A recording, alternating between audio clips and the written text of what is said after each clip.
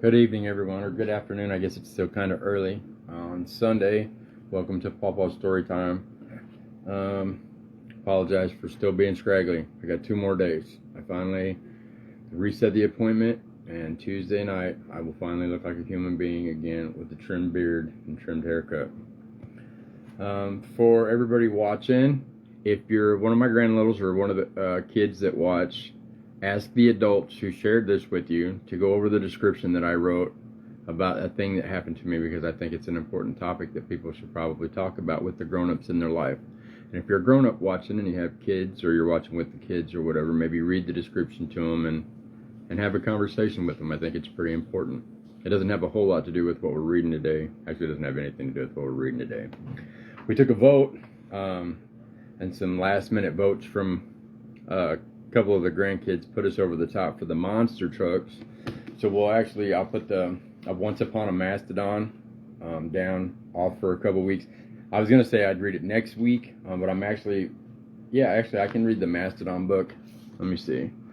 Next week we'll probably do Curious George, and then we'll do the Soaring Eagles in honor of my dad's birthday on the weekend of August 19th, and then we'll do the Mastodons after that, so that it'll still get read.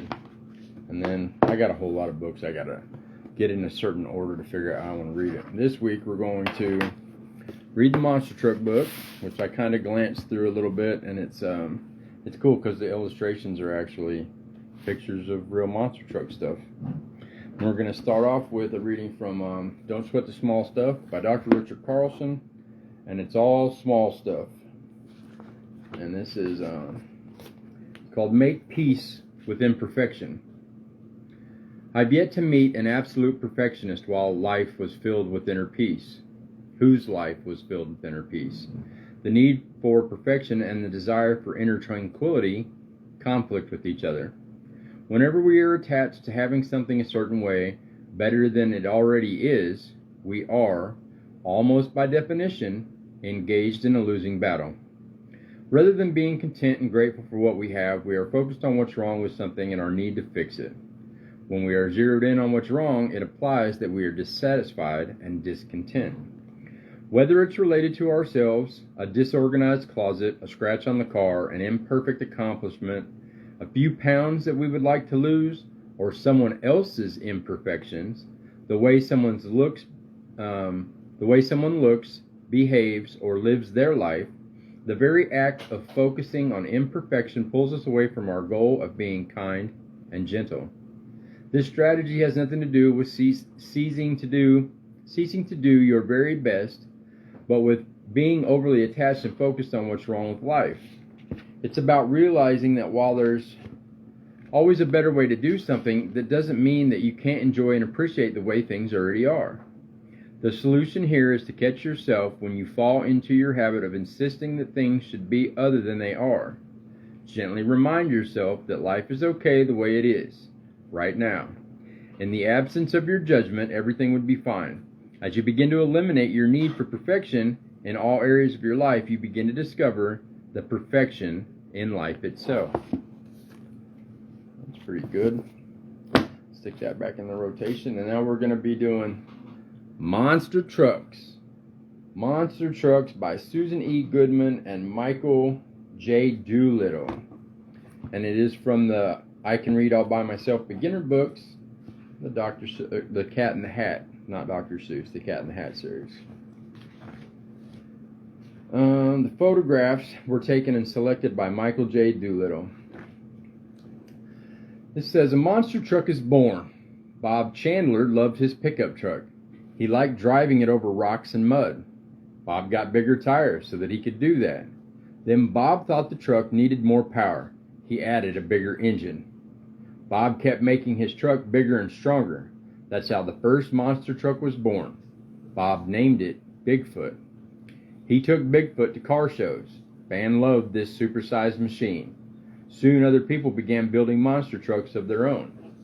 Even people that weren't really into monster trucks probably have heard of Bigfoot. I remember when Bigfoot first started on the scene. So here's our pictures. Real pictures, not just drawings. Monster trucks and mudding. Then Bob had a new idea. He drove his truck over some old cars. Bigfoot flattened them into a car pancake. The crowds loved it. Monster trucks had a new trick. Before long, people started to race monster trucks. The trucks were already strong. Now they had to be fast too.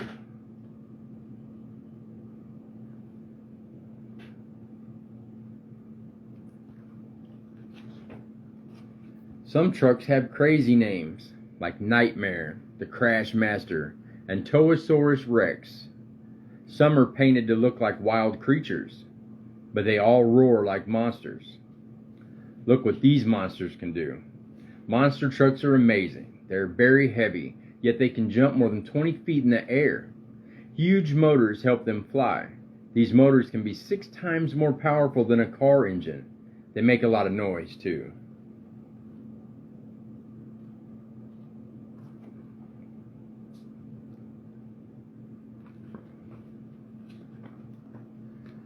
Monster trucks can go fast. They use a lot of fuel.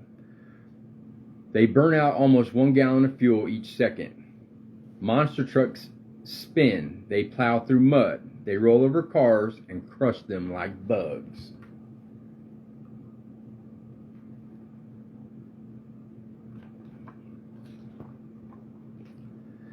They usually ride on 4 wheels. At times they use just 2. Sometimes a truck comes down from a jump too hard. This one lost a wheel. See the wheel rolling down it. Alright. Don't worry, the crew can fix almost anything. What makes it a monster? A monster truck is a monster. It is huge. It weighs about 10,000 pounds. That's as heavy as an elephant. Here's the crew putting that wheel back on.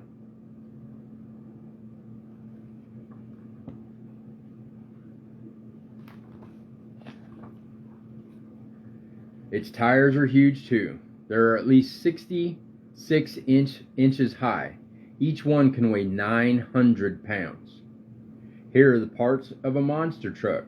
There's a tire, frame, engine, a drive shaft, roll cage, exhaust pipes, the body of the truck, clear plastic floor shocks. The parts, and here's the size of the tire. See, those are kids sitting in and on that tire. That's huge. Here's a monster truck frame without the body. Kind of looks like an oversized dune buggy. Monster trucks make many jumps. They go over lots of bumps. Cars and trucks have parts called shocks. The shocks soften the ride. Monster trucks need super shocks. A special gas pedal keeps the driver's foot in place during bumpy rides. And it looks like it's got a little thing that holds his toe in place, wraps around. Look closely at the monster truck. The body is all one piece. Its doors and headlights are not real. They're just painted on. The steering wheel turns the front tires. Drivers have a special lever to steer the back ones. This helps the truck make tighter turns.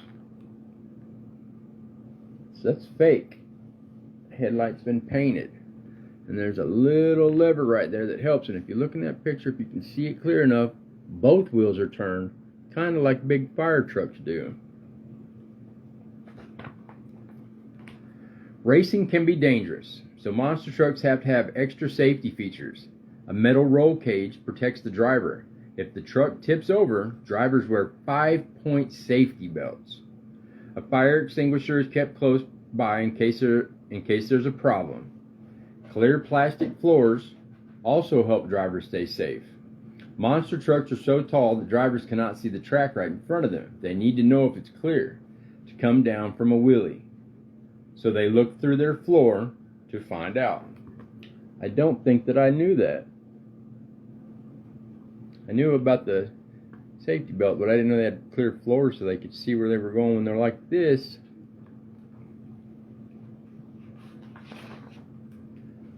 The biggest and the best. Monster truck drivers like to set records, so they try new tricks. In 1999, Bigfoot tried a stunt never done before. Monsters had jumped over cars. They had sailed over trucks. This time Bigfoot would fly over a plane. Bigfoot's engine roared. Driver Dan Runt had to go at least 60 miles an hour to make it over the jet. He raced up the ramp faster than that. Bigfoot soared into the air and over the jet. That's wild. Bigfoot set 2 records that day. Dan set a new monster truck speed record by going almost 70 miles an hour, and Bigfoot jumped 202 feet. Another time, Ghost Rider did the first backflip ever completed at a show.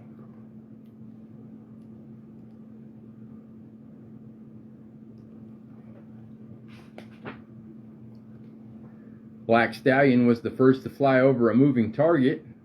Monster trucks often jump cars that are standing still. This red monster was driving right at Black Stallion. Bigfoot 5 is the world's tallest monster truck. Its tires are 10 feet tall. Stunts and records are great, but many people love races the best.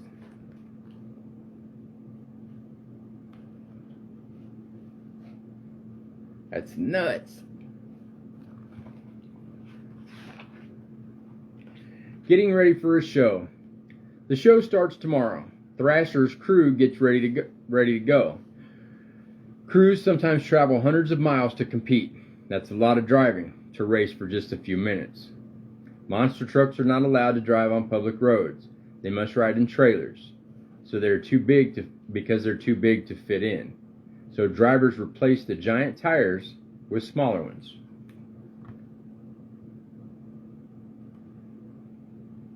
That looks funny, don't it? Then they drive the truck into the trailer. They also pack spare parts. Racing causes a lot of breakdowns. At the track, workers are busy. They're preparing the course. Forklifts stack cars in a pile. Bulldozers push dirt into mounds.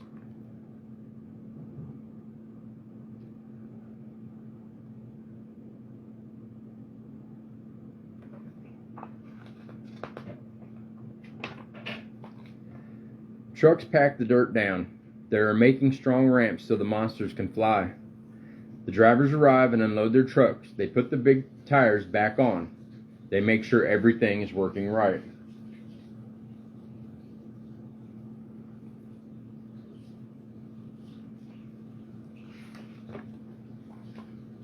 Then they wash their trucks down.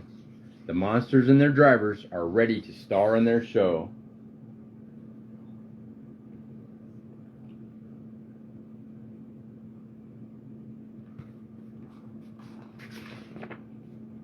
It's showtime. The monster trucks rumble onto the track. The crowd cheers. It is time to race. Monster truck race 2 at a time. Each pair lines up side by side. The drivers rev their engines. The crowd begins to count down. 3, 2, 1, go. The trucks soar over the first ramp. They fly over the second one. They hit the third at full speed. These trucks get a lot of airtime. Freestyle time is another part of the show. The drivers do whatever stunts they want. Big Dog crushes the vans.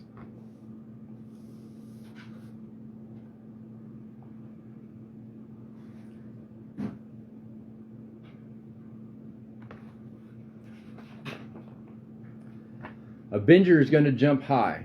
The driver straightens the tires. When the wheels hit the cars, the driver guns the motor, and up it goes.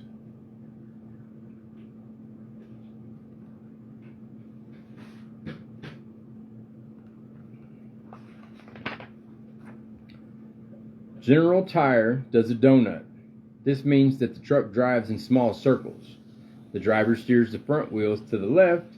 He uses a lever to turn the rear wheels to the right. The monster truck goes round and round.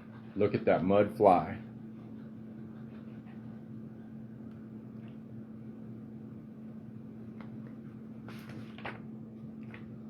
The monster trucks are done, but the next event is fun too. The drivers come out to be with their fans. The show is over. There will be another soon. Over 12 million people go to monster truck shows each year. Monster trucks race all over the world.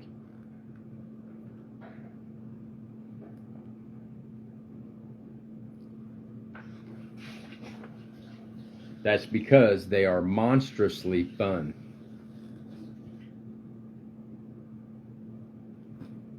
That's pretty cool.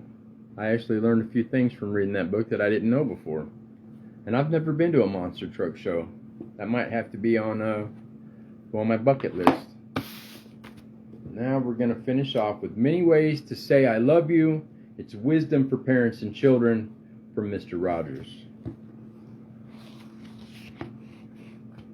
No husband and wife were ever raised in exactly the same ways by their parents.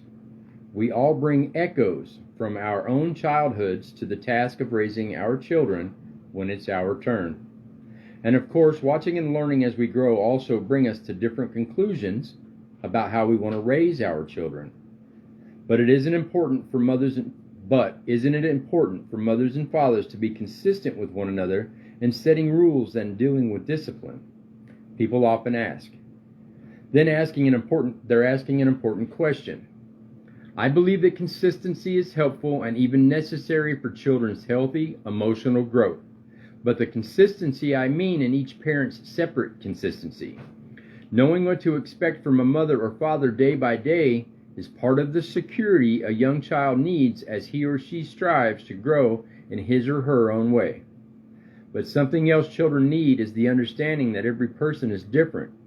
With that understanding can come children's appreciation of their own differences and the courage to be who they are, each one different from everybody else. And now I want to go back into the next rotation. And that thing that I just read just reminds me again, I want to reiterate how important it was or is to have those conversations about what I wrote in the description about something that happened to me. Because it happens to all of us all the time. And it's good things to have conversations about, good ways to learn, healthy ways to deal with those things. I guess that's it. Remember that our minds, just like our books, work better when they're open. I love you for being exactly who you're supposed to be. Don't let anybody tell you any different. I'll see you guys next time. Bye.